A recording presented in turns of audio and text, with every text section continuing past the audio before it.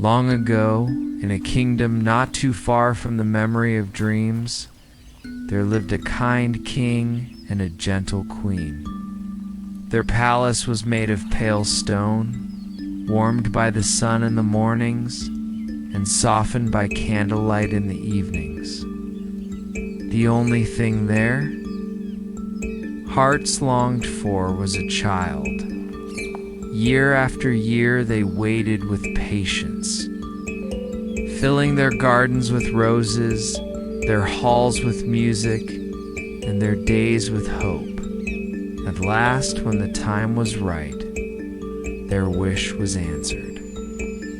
A daughter was born to them, a child with cheeks soft as dawn's first light, and eyes that held the quiet of morning skies. The bells of the kingdom rang slowly and sweetly. There, chimes floating like lullabies through the valleys. The little princess was not just a child to her parents. She was a promise of gentleness, a reminder that hope often blooms quietly in its own season. In her cradle, she stirred softly, as if already dreaming, and all around people whispered blessings, not in haste, but in reverence, as though the air itself had hushed to welcome her. When the time came to celebrate her christening, the hall was filled with music that seemed more like a breeze than a fanfare. Gentle fairies, each carrying their own light, arrived to bless the child.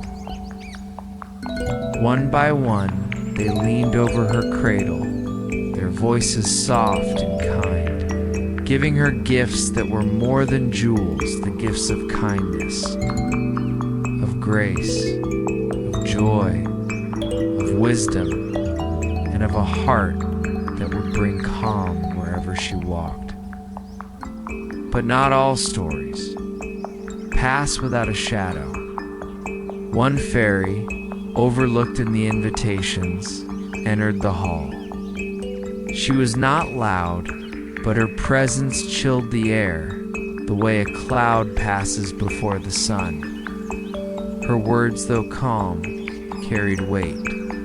She spoke of a spindle, of a day when the princess would prick her finger and fall into a sleep so deep that time itself would bend around her. The room held its breath. But before fear could take root, another fairy stepped forward, her voice a balm, her eyes kind. "It will not be death," she whispered, "but only sleep. A sleep wrapped in stillness, until the moment comes when love, pure and patient, will awaken her."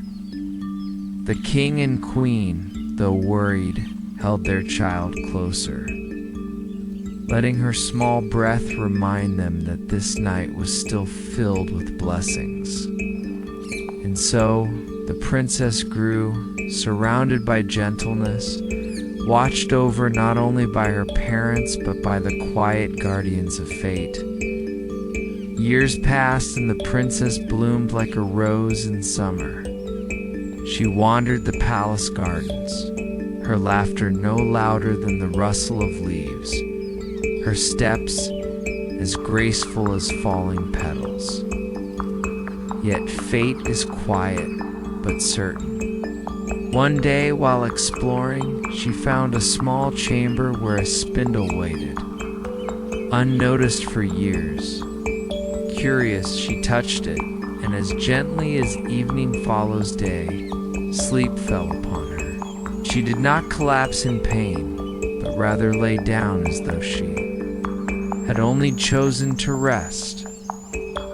Her breath slowed, calm and steady.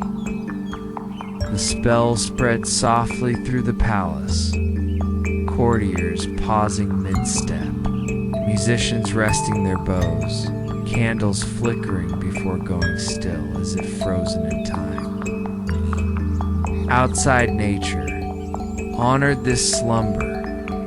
Vines crept along stone walls, not in haste, but in patient spirals.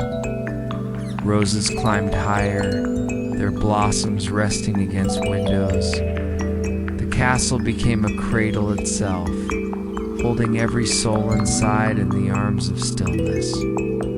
Years turned into decades, decades into centuries, yet the sleep remained tender, not cruel.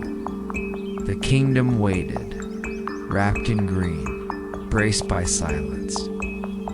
Travelers would sometimes glimpse the towers, half hidden among trees, and feel no fear, only wonder.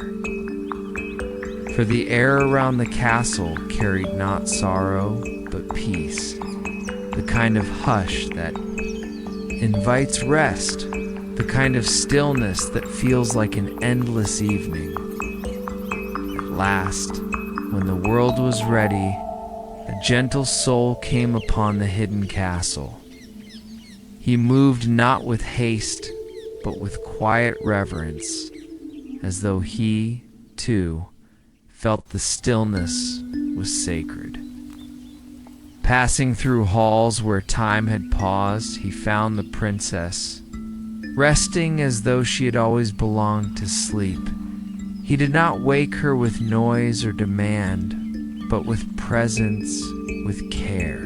And in that moment, the spell woven long ago dissolved like mist in sunlight. Our eyes opened slowly like dawn over the horizon. Around them, the palace stirred. Candles reignited. Musicians inhaled to continue their songs.